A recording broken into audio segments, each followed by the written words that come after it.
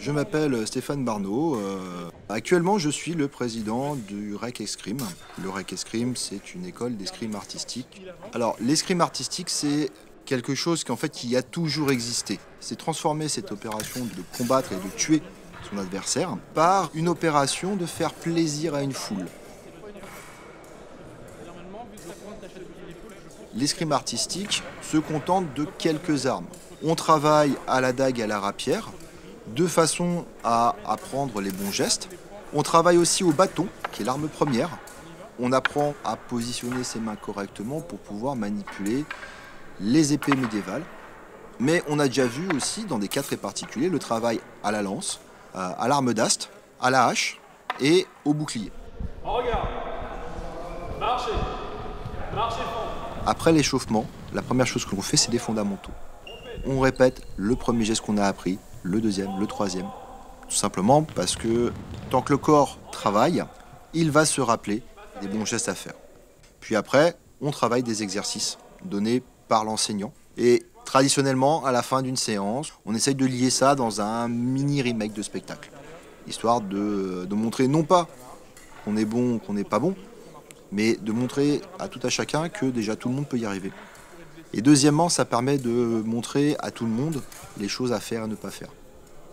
Et c'est grâce à la philosophie qui est transportée par l'escrime qu'on arrive à travailler tous ensemble et à progresser tous ensemble.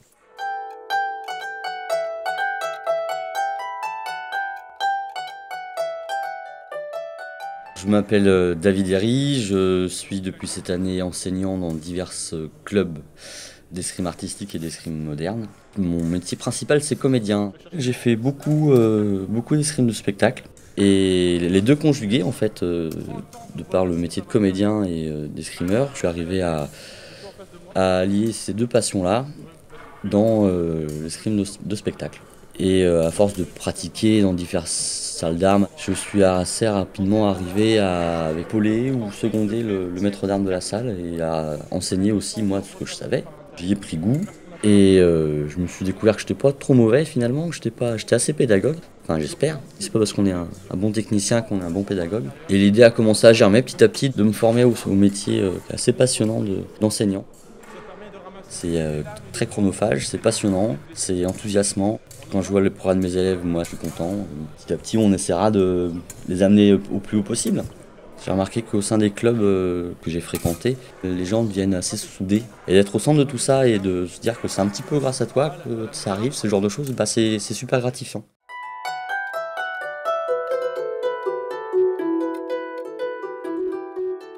C'est une activité théâtrale, mais c'est une activité qui a un profond sens historique aussi, quoi. Pouvoir se projeter à une autre époque, dans la peau d'un combattant d'une autre période, c'est vraiment génial, quoi, comme exercice. J'ai l'impression que c'était comme une danse, qu'il y avait une recherche esthétique derrière, pouvoir faire quelque chose à la fois martial et à la fois beau. Ce qui me plaît le plus, je dirais, c'est justement cette idée qu'on peut se retrouver avec des gens très différents. Ça te renseigne parfois sur la personne telle qu'il est.